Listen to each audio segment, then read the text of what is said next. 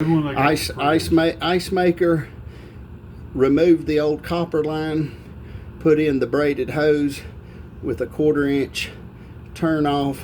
This way it should stop it from leaking, and when one wants to turn it on, they can come simply turn it in this direction and that would be on, and then turn it in this direction and that would be off. And this goes from a 1/4 here to a 1/4 here on the end, which actually goes to the solenoid to feed water through the system. But one caveat: before hooking this hose up, it's good to take a bucket and do a bucket drop after connecting underneath the house, and this way you blow out any dirt, so you don't blow dirt through the solenoid here. So when it's a new install, you'll have air and lines.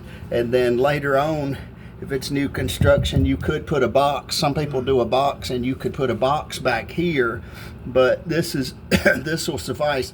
This will keep it from leaking, so the water won't continue to leak on the floor, because if this water keeps here, this wood is solid, this is good wood, but if left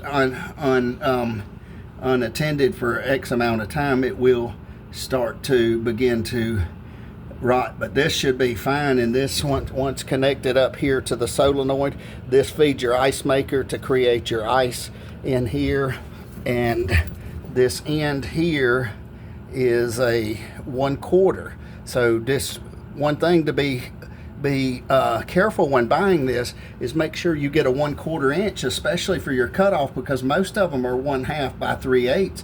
The rest of the house is standard 1/2 by 3/8, but your ice maker is 1/2 by 1/4. So 1/4 on this end, 1/4 on this end, and then the 1/4 male thread comes off of the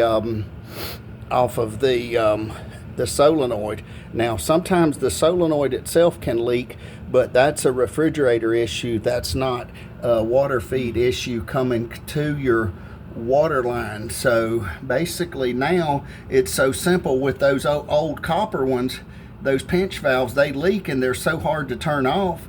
They're almost, they can be cumbersome to turn off. So basically but this thing here is so easy. You just reach over here, do that, the water's on. Reach over here and do that, and the water's off.